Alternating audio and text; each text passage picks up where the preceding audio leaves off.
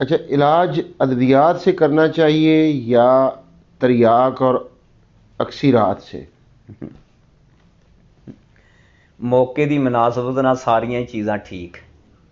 अद्वियात तो मुराद की तुसीं लेंदे, अक्सीर भी तो दुआ ही है, तरियाक भी दुआ ही हैगी, दुआवां भी दुआवां ने, सारियां दुआवां ने, उन्हां दी कैटागरियां ने। सही। जिस तरह की मर्ज है ना, अगर मर्ज जे ताफन पैदा हो गया है तो उत्थे तरियाक चलदा। यानी मर्ज जिहड़ा है सुन लो, अगर खमीर पैदा हो गया ना किसी मर्ज पुराना भी, तो ताफन पैदा हो गया तो उत्थे फिर तरियाक इस्तेमाल करना, जहर नूं जहर मारदा, ताफन जहर ही हुंदा है, ठीक है। उत्थे फिर तरियाक इस्तेमाल किया जाता है।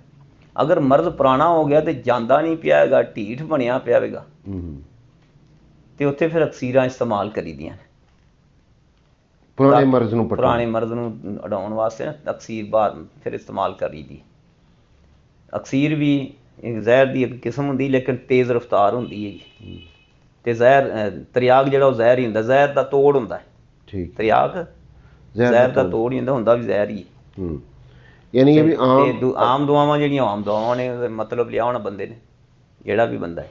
अलबत्ता मौके की मुनासबत नाल असीं आम दुआवां इस्तेमाल करनियां, ओहदा मैं इस्तेमाल दस दित्ता, तरियाक का कित्थे इस्तेमाल है, अक्सीर का इस्तेमाल कित्थे हैगा, इस हिसाब नाल अपना इस्तेमाल कर सकते हैं। अगर इस फन अगर आम अद्वियात जिहड़ियां ने, आम अद्वियात असीं इस्तेमाल करनी, साडी सौंफ भी तो दुआ ही है, साडा अदरक भी तो दुआ है, लूण भी दुआ है, मिर्च भी दुआ है।